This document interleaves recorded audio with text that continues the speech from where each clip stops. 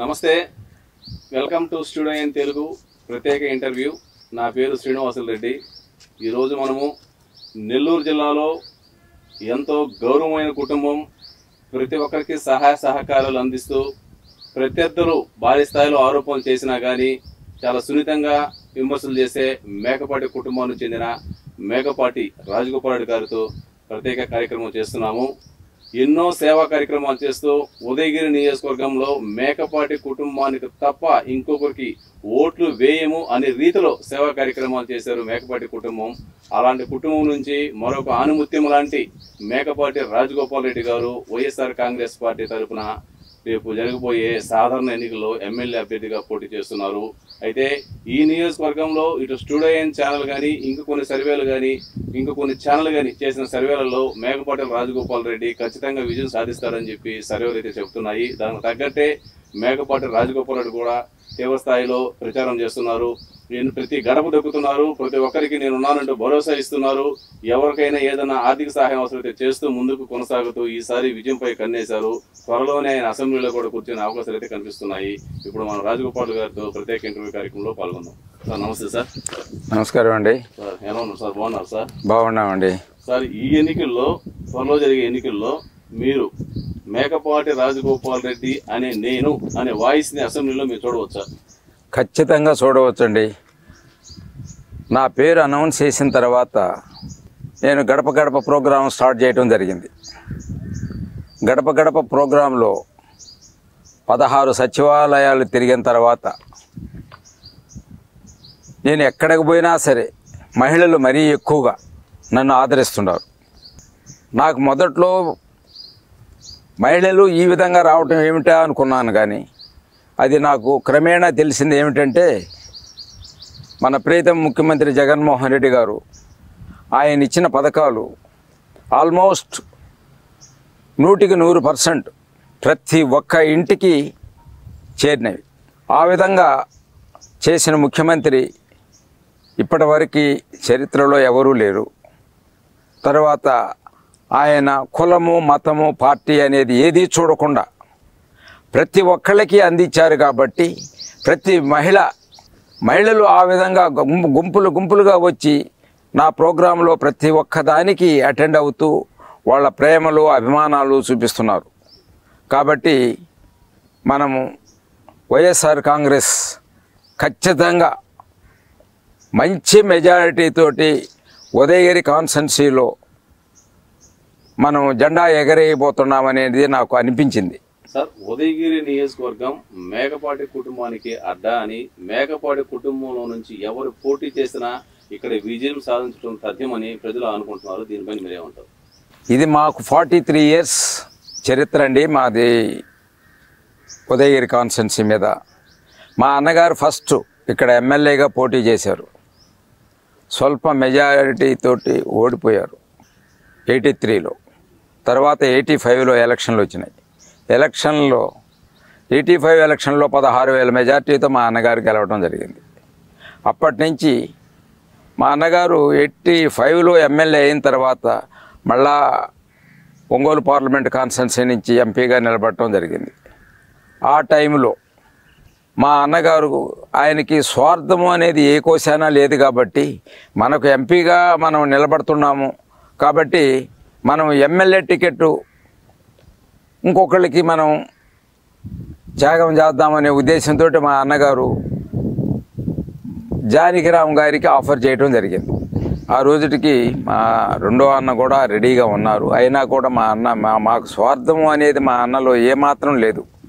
కాబట్టి అది జానకిరామ్ గారికి ఇవ్వటం, ఆయనకి ఇవ్వటమే కాదు ఆయన్ని గెలిపించే దాంట్లో కూడా మా పాత్ర చాలా ఎక్కువగా ఉంది. ఎందువల్లంటే కాన్స్టిట్యున్సీలో మా అన్నగారికి ఫస్ట్ టైం ఎమ్మెల్యేగా పోటీ చేసినప్పుడే ఆయనకి ఎక్కడ లేని పేరు, ప్రతిష్టలు సంపాదించాడు. దానివల్ల జానకిరాము గెలుపు కూడా చాలా ఈజీ అయిపోయింది. కాకర్ల సురేష్ మీకు సరైన ప్రత్యర్థి అనుకుంటున్నారా? కాకర్ల సురేష్ అనే వ్యక్తి నాకే కాదు, ఈవెన్ బొల్లేని రామారావు గారికి కూడా బహుశా ఆయన కూడా ఎక్స్పెక్ట్ చేసి ఉండదు.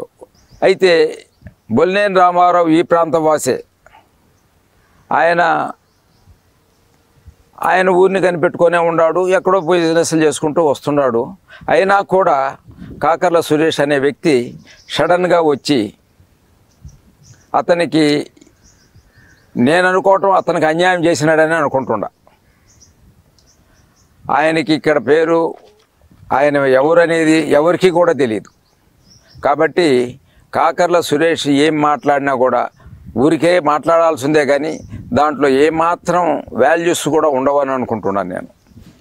అయితే నియోజకవర్గంలోతో పాటు జిల్లా మొత్తం కూడా మీ అన్నదమ్ములు అందరూ ఎంతో మందికి సేవా కార్యక్రమాలు చేస్తూ ఉంటారు. కానీ కాకర్ల సురేష్ ఇటీవల ఏ సభకి వెళ్ళినా, ఏ యొక్క కార్యక్రమం నిర్వహించినా మీ పైన తీవ్రస్థాయిలో విమర్శలు చేస్తున్నారు. రాజగోపాల్ రెడ్డి గారు ఎవరు సహాయం చేయరు, అలాంటి వ్యక్తికి ఎందుకు కొట్టేయాలని మీరేమంటారు? రాజగోపాల్ రెడ్డి అనే వ్యక్తిని గురించి ఆయనకి ఏమాత్రం తెలియదు. మేకపాటి ఫ్యామిలీలో ఉదయగిరి కాన్స్టెన్సీకి చేసినది మా అన్నదమ్ముళ్ళం అందరం కూడా ఉదయగిరికి ఎంత సేవ చేయాలనో అంత సేవ చేస్తున్నాం. మా అన్నగారు రాజమోహన్ రెడ్డి గారు ఆయన ఎమ్మెల్యే అయిన తర్వాత ఇక్కడ degree college, first degree college పెట్టించారు. తర్వాత 18 high schools, 12 upper primary schools, తర్వాత నవోదయ స్కూల్, తర్వాత ఇంజనీరింగ్ కాలేజ్. ఈ విధంగా మా అన్నగారు ఎమ్మెల్యే అయినప్పటి నుంచి ఏ విధమైన సర్వీస్ చేయాలో ఉదయగిరికి, ఎటువంటి సహాయం చేయాలా అనేది, ప్రజలకి ఎటువంటి సహాయం చేయాలనే ఉద్దేశంతో ఆయన ఆలోచన అంతా కూడా అదే విధంగా ఉన్నది. అదే పద్ధతిలో మేము సుమారు 400-500 కోట్లు వెచ్చించి ఉదయగిరి కాన్స్టెన్సీలో మేము డెవలప్మెంట్కి అన్ని విధాల ఉపయోగపడ్డాము. కాబట్టి చేత కాకుండా ఏదో మాట్లాడితే మాట్లాడొచ్చో ఏమో, కానీ ఇప్పటివరకు మనకు స్వతంత్రం వచ్చిన తర్వాత ఉదయగిరి కాన్స్టెన్సీకి మాలాగా సర్వీస్ చేసినోడు, మాలాగా సొంత డబ్బు పెట్టి ఇంత కార్యక్రమాలు చేసిన వాళ్ళు ఎవరు మాత్రం ఉండరు అనేది నేను గ్యారెంటీగా చెప్తాను. నియోజకవర్గంలో ఎమ్మెల్యేగా పనిచేసిన ప్రతి ఒక్కరు కూడా నా వెంటే ఉన్నారు, నేను గెలవబోతున్నాను, రాజగోపాల్ రెడ్డి ఒంటరి వాడు, ఎవరు అతనికి వెనక లేరు అంటున్నారు. మీరేమన్నారు? అతనికి బహుశా తెలియకపోవచ్చు, ఎక్కడి నుంచో వచ్చాడు సడన్గా. వచ్చినవాడు ఆయన రకరకాల చేతగాని మాటలు ఎన్నో మాట్లాడుతుండొచ్చు.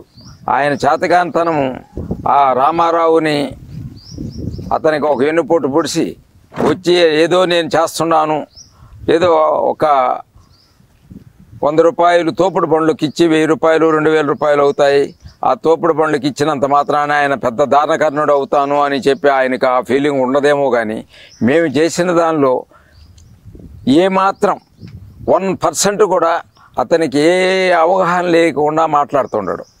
నియోజకవర్గంలో దాదాపు 30,000 పైచీలకు ముస్లిం ఓట్స్ ఎక్కువగా ఉన్నాయి. ఈసారి ఈ ముస్లిం ఓట్స్ అన్ని వైఎస్ఆర్ కాంగ్రెస్ పడే అవకాశాలు ఉన్నాయి. 100% 30,000 ఓట్లు ఖచ్చితంగా వైఎస్ఆర్ కాంగ్రెస్కే పడతాయి. వాళ్ళ పొత్తులు, రకరకాల పొత్తులతోటి వాళ్ళు పార్టీని నడపాలనుకుంటున్నారు. ఈ పొత్తులతో నడిచేదానికి ముస్లిమ్స్ ఏమాత్రం సహకరించరు. అది ఒక్క వైఎస్ఆర్ కాంగ్రెస్కే చెందుతుంది ఖచ్చితంగా. కాకర్ల చారిటబుల్ ట్రస్ట్ అని పెట్టి కోట్ల రూపాయలు ఖర్చు పెట్టి ఇటు వైద్యం, ఇంకా ఇటు భోజనాలు కానీ ఇంకోటి సేవా కార్యక్రమాలు చేస్తున్నాను. రాజగోపాల్ రెడ్డి గారు ఏం చేస్తున్నారు, ఎందుకు ఓటేయాలని విమర్శలు వస్తున్నాయి. కాకర్లకి మాట్లాడటమే తెలియని వ్యక్తి ఇలాగా ఉన్నాడు నాకు తెలిసి.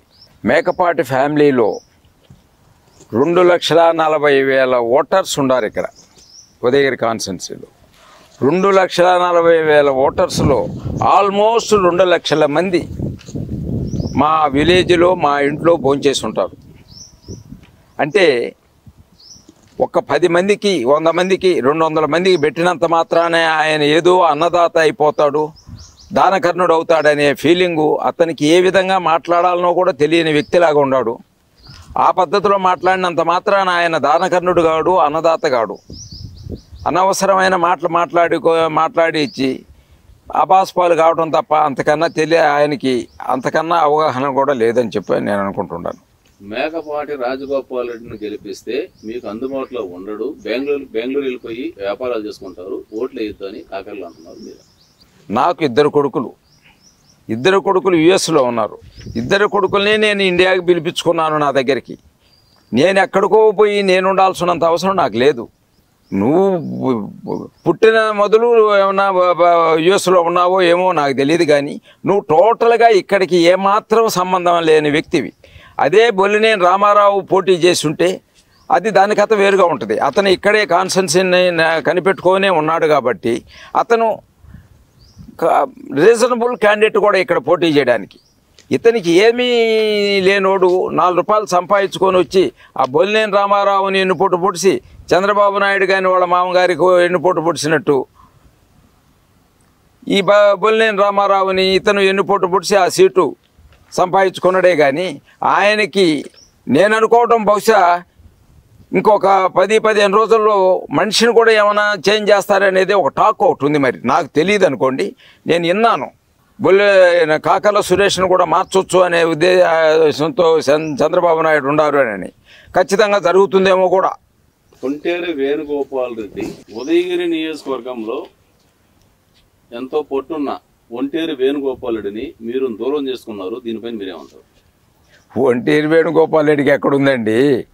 ఉదయగిరి అంటే మేకపాటి వాళ్ళది, ఉదయగిరి అంటే మేకపాటి ఫ్యామిలీది. కాబట్టి ఒంటేరు వేణుగోపాల్ రెడ్డికి కూడా అతను చాలా స్వార్థపరుడు.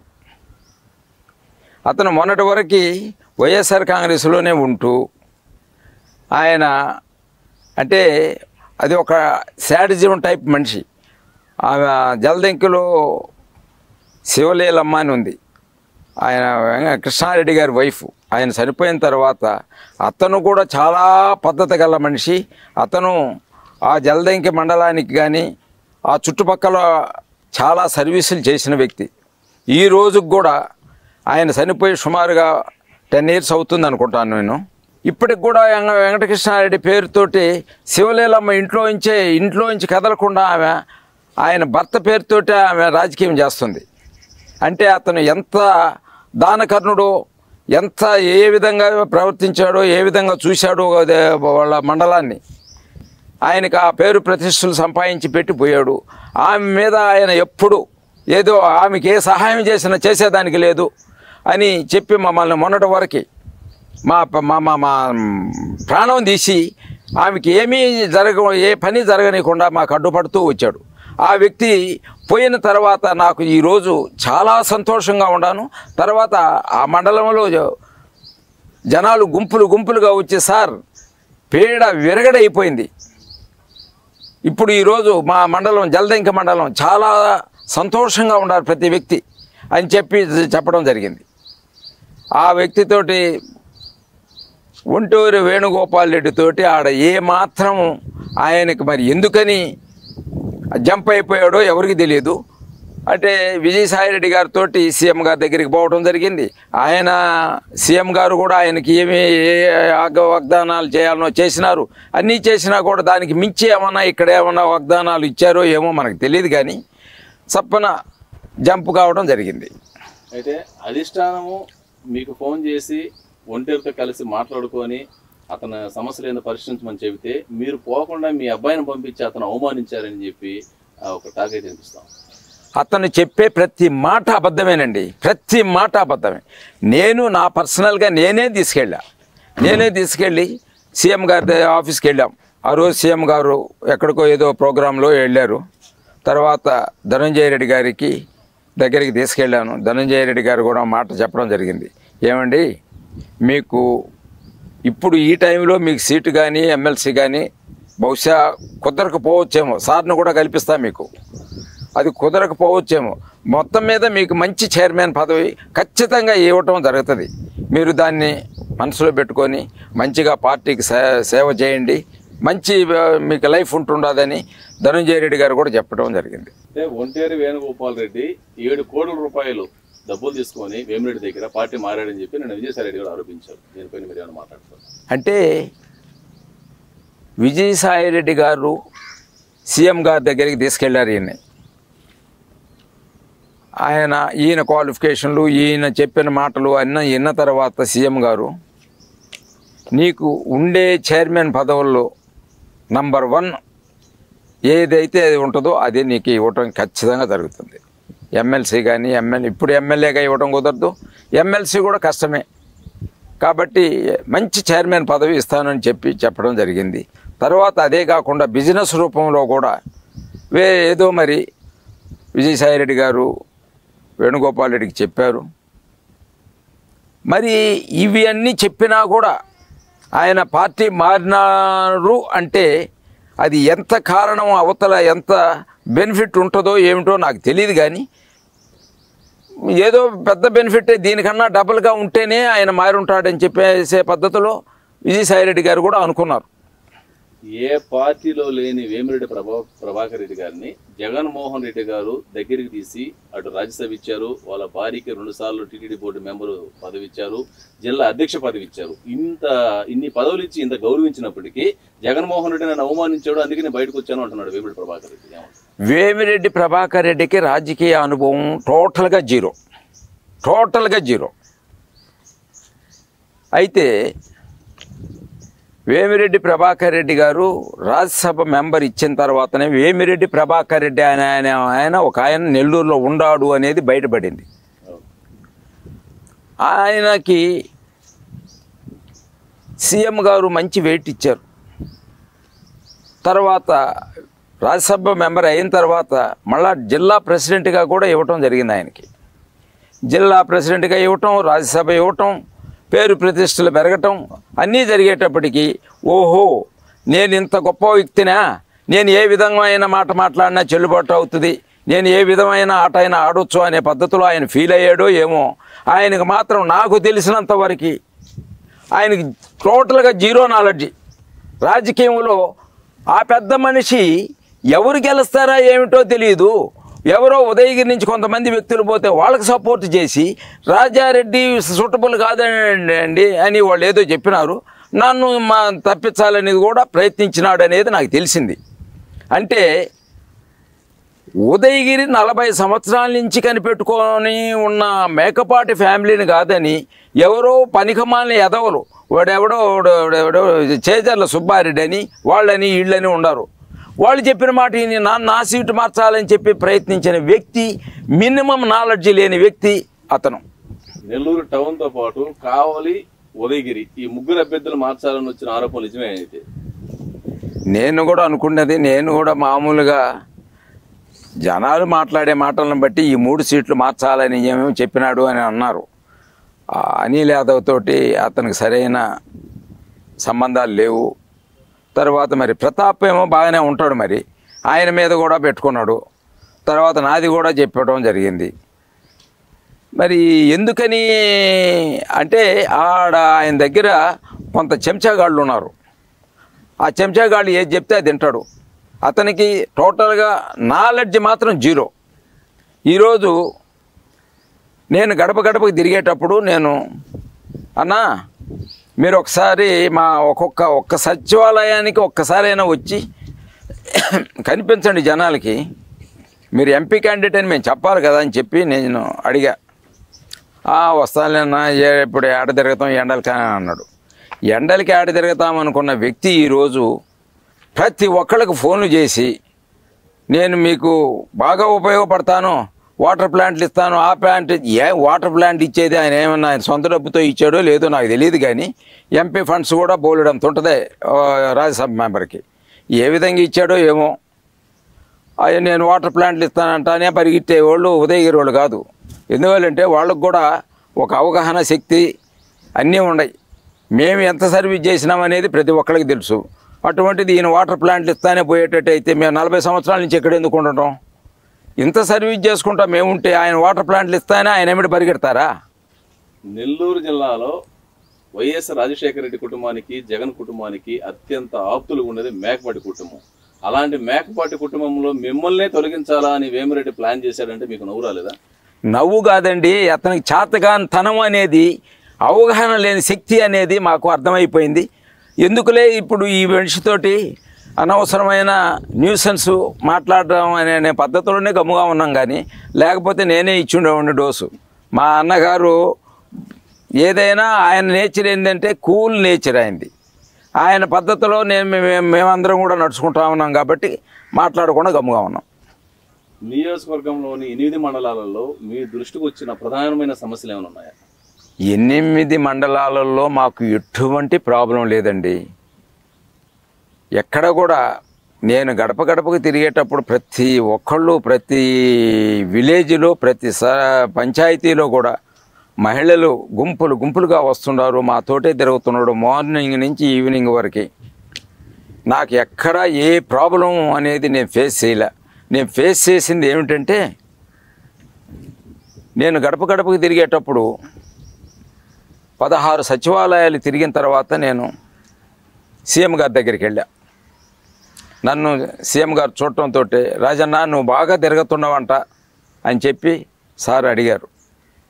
అడిగితే నేను చెప్పాను, అవును సార్ నేను చాలా బాగా తిరుగుతున్నాను, అయితే కొన్ని ప్రాబ్లమ్స్ కూడా ఫేస్ చేస్తున్నాను సార్ అని చెప్పా. ఏంటి ఆ ప్రాబ్లమ్స్ అన్నారు. కొన్ని డ్రైన్స్ రోడ్స్ లేక కాలనీస్లో కొంచెం ఇబ్బంది పడుతున్నారు అని చెప్పాను. తర్వాత సార్ నేను రాజకీయాలకి నా పేరు అనౌన్స్ చేయకముందు నేను బెంగళూరులో ఉండేవాడిని. బెంగళూరులో టీవీలో చూసినప్పుడల్లా మీరు 175కి 170 సీట్లు రావాలని మీరు చెప్తా ఉండేవాళ్ళు. నేను 175కి 170 సీట్లు ఎలా వస్తాయని చెప్పేసి కూడా అనుకునేవాడిని. నేను ఈ గడప గడపకి తిరగటం మొదలుపెట్టిన తర్వాత నాకు ఒకటే అనిపించింది, 175కి 175 సీట్లు ఎందుకు రావు, ఇటువంటి పథకాలు ఇటువంటి ప్రతి ఒక్కరికి అందినాయి కదా అని చెప్పిన సార్కి. ఆయన నవ్వి, సరే ఇంకొక 20 లక్షలు ఇస్తాను, మంచిగా రోడ్లు డ్రైన్స్ కూడా చేయించుకో అని చెప్పి ఇమ్మీడియట్గా మళ్ళా 20 లక్షలు అనౌన్స్ చేసింది ఉదయగిరికే ఫస్ట్. నియోజకవర్గంలోని 8 మండలాల్లో చాలామంది సరైన ఉపాధి లేక బెంగళూరు, మద్రాసు ఇంకో చోటికి వలసపోతున్నారు. ఈ వలసలు అరికట్టడానికి మీ వంతు, అంటే మీరు ఎమ్మెల్యేకి గెలిచిన తర్వాత మీ వంతు ఎలాంటి ప్లాన్ చేస్తున్నారు? ఇది ఇక్కడ నుంచి వలసలు అనేది ఏం పెద్ద లేదనుకోండి, అయినా కూడా మేము ఏదైనా సరే ఉదయగిరికి ఆత్మకూరుకు సంబంధించి ఏదైనా మంచి ఒక ఇండస్ట్రీ తీసుకొస్తాము, ప్రజలకు బాగా ఉపయోగపడేటట్టు, అంటే ఎక్కువ లేబర్ ఓరియంటెడ్గా ఉండేటట్టు ఏదో ఒక ఇండస్ట్రీ ఖచ్చితంగా తీసుకొస్తాము. ఈ 5 ఇయర్స్లో జరగబోయే 5 ఇయర్స్లో గౌతమ్ బాబు గారిని ఉండుంటే ఖచ్చితంగా ఈ పాటికే మేము ఏదో ఒకటి తీసుకొచ్చి ఉండేవాడు ఆయన. అయితే మా బ్యాడ్ లక్ ఏంటంటే ఆయన మనకు కనిపించకుండా పోవడం జరిగింది. తర్వాత నేను విక్రమ్ బాబు ఇద్దరం కూడా మాట్లాడుకున్నాము, ఖచ్చితంగా మన ఈ 2 కాన్స్టిట్యున్సీలకు సంబంధించి ఏదైనా ఒక ఇండస్ట్రీ మంచిగా ప్రజలకు ఉపయోగపడే పద్ధతిలో చేద్దామని చెప్పేసి ఖచ్చితంగా నెక్స్ట్ 5 ఇయర్స్లో ఖచ్చితంగా చేసి చూపిస్తాం. వైఎస్ఆర్ కాంగ్రెస్ పార్టీని పాత లోకానికి తొక్కేస్తానని, అదేవిధంగా ఈసారి జగన్మోహన్ రెడ్డి గారిని ముఖ్యమంత్రి అయితే నా పేరు మార్చుకుంటానని చెప్పి పవన్ కళ్యాణ్ ఎక్కడ అంటే అక్కడ తీవ్ర విమర్శలు చేస్తున్నారు. మీరేమంటారు? ఏమండి, మొన్న చిలకలూరుపేటకి పిఎం గారు వచ్చారు, ప్రైమ్ మినిస్టర్ గారు వస్తేనే ఒక మైక్ సెట్ని సెట్ చేసుకోలేనివాడు పాతాళాన లోకానికి తొక్కతాను అని చెప్పి మాట్లాడటంలో ఎంతవరకు కరెక్ట్ ఉంటుందో జనాలు గమనించాలి.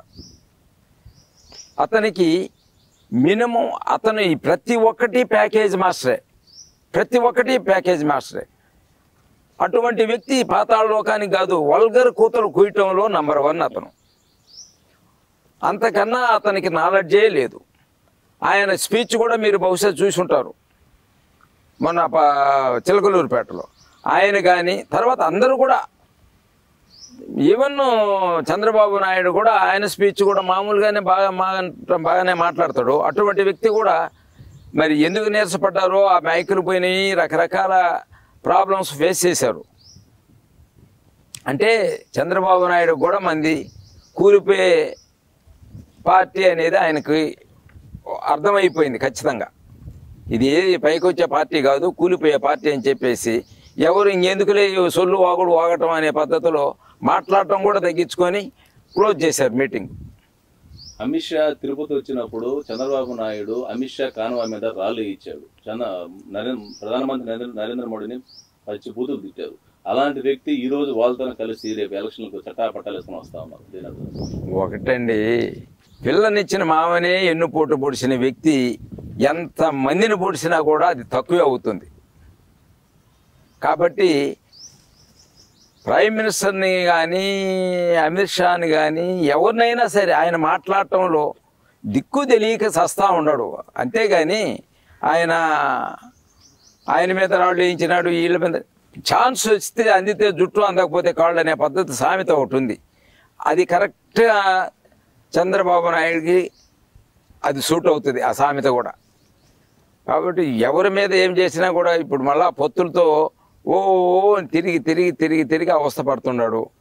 అది ఎంతవా ఈ పొత్తులతోటి బీజేపీని కలుపుకునే దానివల్ల ఇంకో 15 సీట్లు తగ్గిపోతుందని సర్వే చెప్తుంది. నియోజకవర్గంలో మీరు సింగిల్గా ముందుకు పోతున్నారు. అటు చూస్తే తెలుగుదేశం పార్టీ, బీజేపీ, జనసేన అందరూ కలిసి గుంపుగా మీ మీదకి వస్తున్నారు. మరి మీరు ఎలాంటి ప్రణాళికలతో యుద్ధానికి సిద్ధం అవుతున్నారు? నాకు గుంపు అనేది నాకు ముఖ్యం కాదండి. ప్రజలు ఉన్నారు, ప్రజలు అంతా జగన్మోహన్ రెడ్డి సైడ్ ఉన్నారు. ఇటువంటి గుంపులు ఒక 100 వచ్చినా కూడా జగన్మోహన్ రెడ్డి ఎంట్రుకు పీకలేవు. ఖచ్చితంగా జగన్మోహన్ రెడ్డికి 175కు 175 సీట్లు ఆంధ్రప్రదేశ్ ప్రజలు ఖచ్చితంగా ఆయన మూట గట్టి ఆయనకు అందిస్తారనేది నేను ఖచ్చితంగా అనుకుంటున్నా. నియోజకవర్గంలో ఎంతో పట్టున్న మీ అన్నగారు మేకపాటి చంద్రశేఖర్ రెడ్డి గారు ఈసారి మీకు ఎలక్షన్లో ఏమైనా సహకరించే అవకాశాలు ఉన్నాయా? మా అన్నగారండి, ప్రజలు ఉన్నారండి, ప్రజలు చేస్తున్నారు. ఎక్కడికి పోయినా నేను చూస్తున్నాను కదా. ఈ గడప గడప ప్రోగ్రాంలో ప్రతి ఇంటికి రకరకాల అన్ని స్కీములు అంది ఉన్నాయి. ₹1,00,000 నుంచి 10 లక్షల వరకు చేరున్నాయి. ప్రజలే జగన్మోహన్ రెడ్డిని ఆదరిస్తారు, నన్ను గెలిపిస్తారు. క్రాస్ ఓటింగ్లో చంద్రశేఖర్ రెడ్డి గారు పాల్గొన్నారని మీరు నమ్ముతారా? జరగవు క్రాస్ ఓటింగ్ అనేది. నాకు అనుభవం ఉంది రాజకీయాలు. క్రాస్ ఓటింగ్ అనేది ఏ విధంగా చేస్తారు చెప్పండి? ఎంపీకి ఒకటేయండి, ఎమ్మెల్యేకి ఒకటేయండి అని చెప్తారా? చెప్తే వినేవాళ్ళు ఉండారా? ఇన్నా కూడా వాళ్ళు చేయగలిగింది ఏంటంటే ఆడికి పోయేటప్పటికి మనం కూడా ఓట్లు వేసి ఉన్నాం. మనం పోయి బ్యాలెట్ పేపర్ చూడటంతో ఒకదానికి వేసినామంటే రెండోది కూడా అదే గుర్తుకేస్తారు. కానీ ఆయన మళ్ళా ఇంకొక గుర్తు మార్చి ఆలోచించి ఇంకొక అరగంట గంట ఏమైనా నిలబడి ఏమైనా ఓట్లు వేసే సిస్టమ్ అయితే వేస్తారని ఏమైనా అనుకోవచ్చేమో. కానీ అటువంటిది ఏమి మాత్రం ఉండదు. ఖచ్చితంగా జగన్మోహన్ రెడ్డికి 175కి 175 సీట్లు వస్తాయి. ఎమ్మెల్యే కోటాలో జరిగిన ఎమ్మెల్సీ ఎన్నికల్లో మేకపాటి చంద్రశేఖర్ రెడ్డి 5 కోట్ల డబ్బులు తీసుకొని క్రాస్ ఓటింగ్ పాల్పడ్డారని చెప్పి సస్పెండ్ కూడా గురయ్యారు. దీనిపైన మీరు ఏమైనా స్పందిస్తారా లేదా? నేను ఆ టయానికి బెంగళూరులో ఉన్నాను. ఇది ఏమి జరిగింది అనేది, రాజకీయం అనేది ఏ విధంగా ఉంటుంది అనేది కూడా బహుశా నేను అంత డీప్గా ఆలోచించలేదు. అది ఎట్లా జరిగిందో కూడా నాకు తెలియదు. నేను కూడా టీవీలో చూసిందేను. మీరు పిలిస్తే మీ అన్నగారు ప్రచారానికి వస్తారేమో, మీరు పిలుస్తారా? నేను ఇప్పటి వరకే అది ఆలోచనే లేదు నాకు. నేను జనాలతోటి ఉండే మమేకంతో నేను ఎటువంటి పరిస్థితుల్లో ఖచ్చితంగా గెలుస్తాననే నమ్మకంతో నేను ప్రొసీడ్ అయిపోతున్నాను. ఫ్యూచర్లో ముందు మీ అబ్బాయి కూడా ఇటు రాజకీయాల్లోకి వచ్చే అవకాశాలు ఉన్నాయా? మా అబ్బాయే కాదు, మా మనవడు కూడా వస్తాడు రాజకీయాల్లోకి, గౌతమ్ కొడుకు. మేము ఉదయగిరిని అంత తేలిగ్గా వదలం. ఎందువల్లంటే ఉదయగిరి ప్రజలు మా మీద పెట్టుకున్న నమ్మకం అలాంటిది. మా అన్నగారు అంటుంటారు, ఉదయగిరి ప్రజలు మన మీద పెట్టుకున్న నమ్మకాన్ని మనం ఏమాత్రం వాళ్ళని ఎవరిని నిరుత్సాహపరచకూడదు, ఉదయగిరిని మనం ఇదే విధంగా కంటిన్యూ చేయాలని చెప్తూ ఉంటారు. కాబట్టి మేము మా వారసులు ఉదయగిరి అనేది కాదు, నెల్లూరు జిల్లాలోనే వారసులు ఉండే ఫ్యామిలీ మేకపాటి ఫ్యామిలీ. నియోజకవర్గంలో మీరు విస్తృతంగా పర్యటిస్తున్నారు, స్పందన ఎలా ఉంది ప్రజల్లో? చాలా సూపర్గా ఉందండి.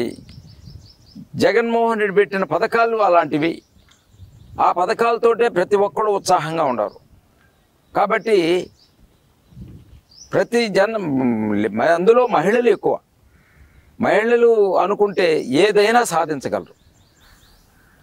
ఉదయగిరి నియోజకవర్గం అభివృద్ధి కోసం మీరు ఇప్పటికే ఎన్నోసార్లు ముఖ్యమంత్రిని కలిసి చాలా వరకు నిధులు తీసుకొచ్చినట్టు తెలుస్తూ ఉంది.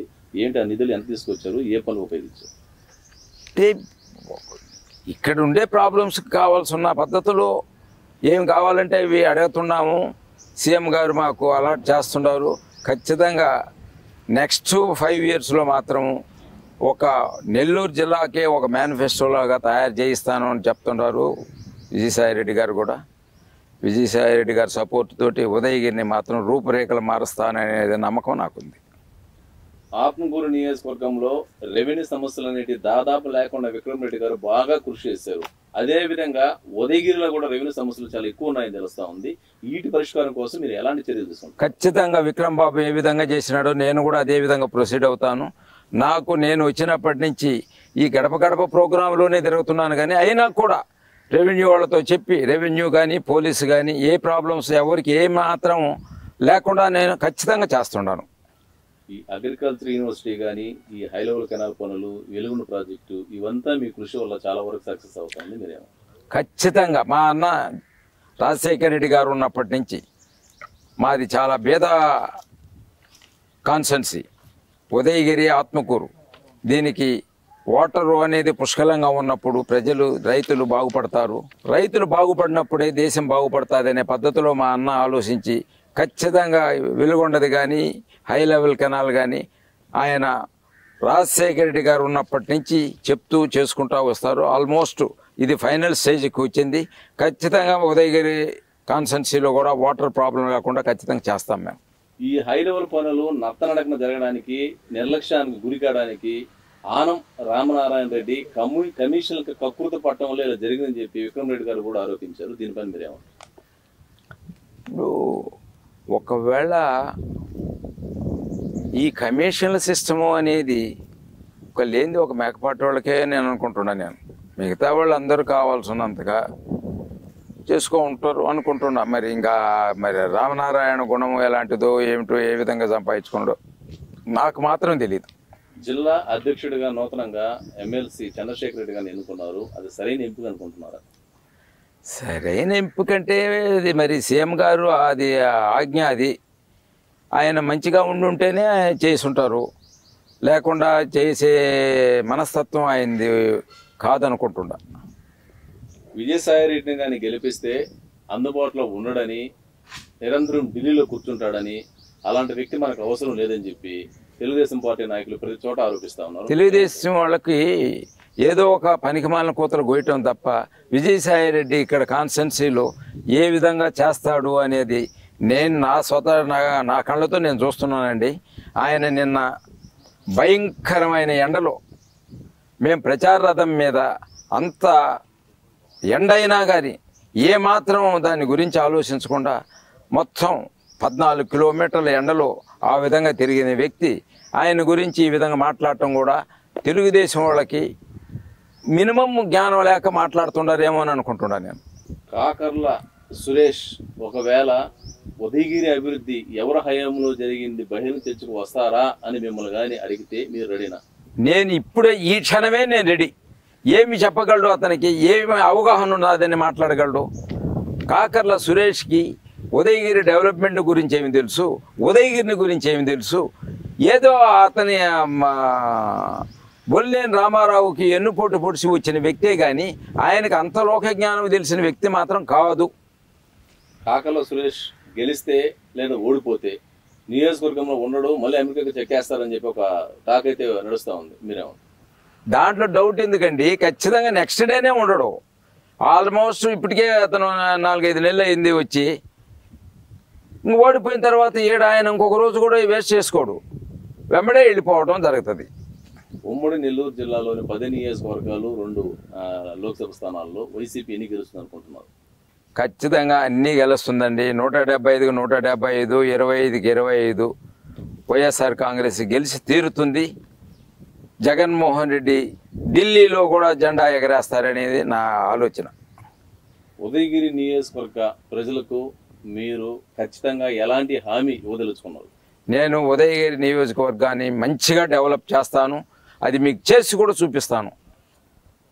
ఈ యొక్క అగ్రికల్చర్ యూనివర్సిటీ వల్ల ఈ యొక్క ఉపయోగం అంటే ఈ జిల్లా ప్రజలకు ఏ విధంగా ఉపయోగం ఉంటుంది అనుకుంటున్నారు? జిల్లా ప్రజలకంటే మేము ఇంజనీరింగ్ కాలేజీ పెట్టించిన తర్వాత కనీసం కొన్ని వందల మంది ఈ ప్రాంతం వాసులు ఇంజనీర్స్ అయ్యారు. ఈరోజు ఇక్కడ చదువుకున్న వాళ్ళు కనీసం 1,00,000, 2 లక్షలు, 3 లక్షల శాలరీస్ తోటి దేశంలో అన్ని చోట్ల ఉన్నారు. ఇప్పుడు అగ్రికల్చర్ యూనివర్సిటీ వల్ల ఇంకా అగ్రికల్చర్ డెవలప్ అవుతుంది, ఇక్కడ పిల్లల చదువులకి కూడా బాగా ఉపయోగపడుతుందని నేను అనుకుంటున్నాను. ఫైనల్గా ఇంటర్వ్యూ ముగించే ముందు సార్, ఉదయగిరి అభివృద్ధి మీద ఏ పార్టీ వాళ్ళైనా మిమ్మల్ని కానీ చర్చకు వస్తారా అంటే మీరు ఎప్పుడైనా రావడానికి సిద్ధంగా ఉన్నారు? నేను ఎనీ టైం ఇప్పుడు కూడా ఇప్పుడు ఈ నిమిషంలో కూడా నేను రెడీగా ఉన్నాను. మాతోటి చర్చకు వచ్చే పార్టీ కానీ మాతోటి చర్చకు వచ్చే లీడర్ కానీ నాకు ఇక్కడ ఎవరూ కనిపించడం లేదు. ఒక 40,000 మెజార్టీతో గెలుస్తారా? తప్పకుండా పైనే 40,000 పైనే. 40,000 పైనే. విజయసాయి రెడ్డి గారికి ఎంత మెజార్టీ రావచ్చు? అది సేమ్ నాకు ఎంత మెజారిటీ వస్తుందో విజయసాయి రెడ్డి గారికి కూడా అంతే మెజారిటీ వస్తుంది. విజయసాయి రెడ్డి గెలుపులో ఉదయగిరి కీలకం కాబోతుంది. అయితే 100% ఉదయగిరి ఆత్మకూరు. ఫైనల్గా మీరు ఉదయగిరి నియోజకవర్గ ప్రజలకు ఏమైనా చెప్పదలుచుకున్నారా? నేను డెవలప్ చేసి చూపిస్తాను. ప్రజలకి మాటలు చెప్పి జరగకుండా పోయేది ఉండదు. నేను చేసి చూపిస్తాను. ప్రజలు అప్పుడే నన్ను అభిమానిస్తారు. Okay sir, thank you sir. Studio ప్రత్యేక ఇంటర్వ్యూలో పాల్గొన్నందుకు మీకు ప్రత్యేక ధన్యవాదాలు. ఇది పరిస్థితి. ఉదయగిరి నియోజకవర్గంలో తాజా పరిస్థితి ఎలా ఉందో ఇప్పుడు దాకా వైఎస్ఆర్ కాంగ్రెస్ పార్టీ అభ్యర్థి మేకపాటి రాజగోపాల్ రెడ్డి గారితో మనం ప్రత్యేక ఇంటర్వ్యూ కార్యక్రమం చేసాము. అయితే నియోజకవర్గంలో అప్పుడు కానీ ఇప్పుడు కానీ ఎప్పుడైనా కానీ అభివృద్ధి చేసింది అంటే అది కేవలం మేకపాటి కుటుంబం మాత్రమే చెప్తున్నారు. తనకు ఒక అవకాశం ఇస్తే 8 మండలాలు అభివృద్ధి ఎలా చేయాలో ఎలా చేసి చూపించాలో చేస్తున్నారు. అదేవిధంగా నియోజకవర్గంలో కొద్దిమంది వలసలు వెళ్ళిపోతున్నమాట నిజమే. వాళ్ళను కూడా బ్రేక్ చేయడానికి తన వద్ద ఒక ఆయుధం ఉందని ఎమ్మెల్యేకి గెలిచిన తర్వాత అది అమలు చేస్తానంటున్నారు. అదేవిధంగా ఒంటేరు వేణుగోపాల్ రెడ్డికి ఓట్లు లేవు, ఏమీ లేవు అని అతను పార్టీలోంచి వెళ్ళిపోవటమే మాకు చాలా అదృష్టంగా భావిస్తున్నాం అని చెప్పి అంటున్నారు. విజయసాయి రెడ్డి రేపు భారీ మెజారిటీతో గెలుస్తున్నారని, ఆ గెలుపులో ఉదయగిరి నియోజకవర్గం కీలక పాత్ర పోషిస్తుందని, విజయసాయిరెడ్డి గెలుపుకి ఉదయగిరే తొలి మెట్టు అవుతుందని అంటున్నారు. అదేవిధంగా వేమిరెడ్డి ప్రభాకర్ రెడ్డికి జగన్మోహన్ రెడ్డి ఎన్నెన్నో పదవులు ఇచ్చారు. ఆయనకి ఆ రాజ్యసభ ఇచ్చారు, జిల్లా అధ్యక్షుడు ఇచ్చారు, వాళ్ళ భార్యకి టీటీడీ మెంబర్షిప్ ఇచ్చారు. ఎన్ని ఇచ్చినప్పటికీ అతనికి ఏమాత్రం విశ్వాసం లేకుండా జగన్మోహన్ రెడ్డి దగ్గర నుంచి వెళ్ళిపోవటం చాలా క్షమించిన విషయంగా చెప్తున్నారు. ఏదేమైనా కానీ ఉదయగిరి నియోజకవర్గంలో ఇప్పుడు కానీ ఎప్పుడైనా కానీ అభివృద్ధి చేసిందంటే ఒక మేకపాటి కుటుంబం అని చెప్పి కొండ బద్దలు కుటుంబం చెప్తున్నారు. ఇది తాజా పరిస్థితి. ఇప్పుడు మనం ఉదయగిరి నియోజకవర్గం వైఎస్ఆర్ కాంగ్రెస్ పార్టీ అభ్యర్థిగా మేకపాటి రాజగోపాల్ రెడ్డి గారిని ఇంటర్వ్యూ చేశాము. త్వరలోనే ఎమ్మెల్యే స్థానంలో వచ్చి మళ్ళీ ఎమ్మెల్యే స్థానంలో ఆయన ప్రమాణ స్వీకారం చేసిన తర్వాత మళ్ళీ ఇదే ప్లేస్ లో ఇదే చోట మళ్ళీ వచ్చి ఎమ్మెల్యే అభ్యర్థిగా ఇంటర్వ్యూ చేద్దామని కోరుకుందాం. నమస్తే, థ్యాంక్ యూ. థ్యాంక్ యూ అండి.